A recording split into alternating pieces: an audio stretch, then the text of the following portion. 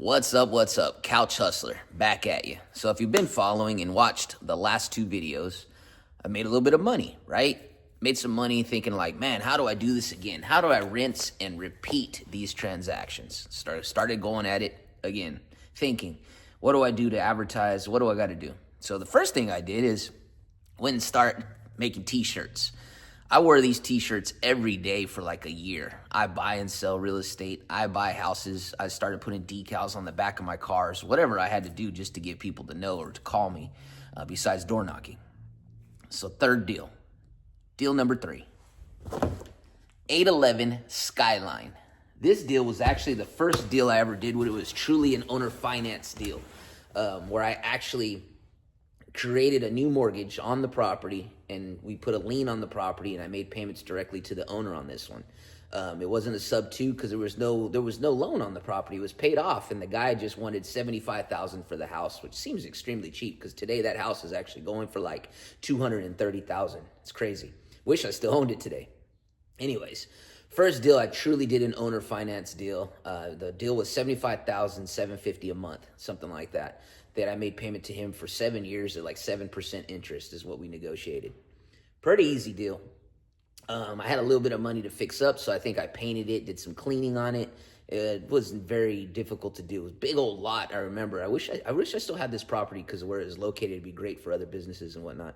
But anyways, when I got rid of it, when I sold it at $120,000, $125,000, and I did a wrap mortgage on it. So basically, I just put another note on it, another lien on the property. So I had my lien for $75,000, and then I created a whole nother lien for $125,000, I think it was, to another lady from she was in California, and she just wasn't from Bakersfield.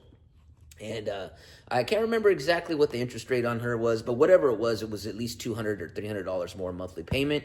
And obviously $125,000 was purchase price, and I only owed $75,000 on mine. She almost defaulted. She almost foreclosed on the property, believe it or not. I thought I was going to end up getting it back, but she ended up just refinancing it, or maybe she sold it. I can't really remember on that deal. I was happy to get it out of the way, though, because I realized I will never do an owner financed again. I will never give deed title to somebody ever again because it's so difficult to get the property back. If you do a rent-to-own or a lease option, it's a lot easier to get the properties back because you just basically have to go through the eviction process, but it's not that hard. It's just a waiting game, but at least you're not giving legal title and you don't have to go through foreclosure in the state of California. Other states might be different, but here it's very difficult to go through foreclosure, and it's a lengthy process. Rent-to-own lease options are easier to get people out, even though it's still a lengthy process, but it's still a lot easier than going through the traditional foreclosure process. Anyways, that deal went away.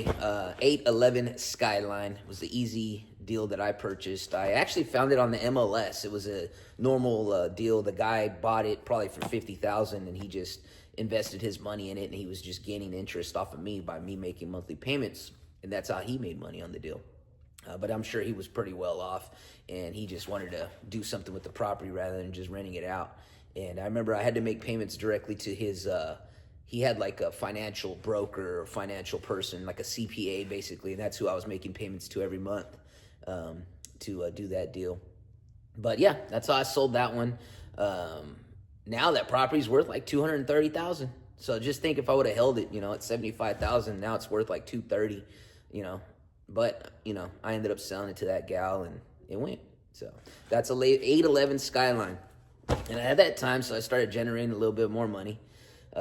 Started doing some advertising, t-shirts, cars, magnets. I had little magnets made to put on people's houses. Door knocking. I started door knocking a lot, trying to get that momentum and trying to find more deals. And I did. There was probably 1 year there between the 10 years, I think maybe 17 or 18, where I was getting like maybe 2 houses a month, 3 houses a month. It was pretty wild. Everybody was saying yes on my sub-2s. Or I'd go door knock and have meetings like 5 houses, at least one would agree with it. It was pretty cool. So I'm hoping we're coming in that time again now in 2025. We'll see. Anyways, that's deal number 3. If you're following, keep listening and ask any questions in the comments. But I got quite a few that I'm going to go through here and try to give you the experience that I experienced with each one doing sub-2 creative financing. Couch Hustler, always hustling.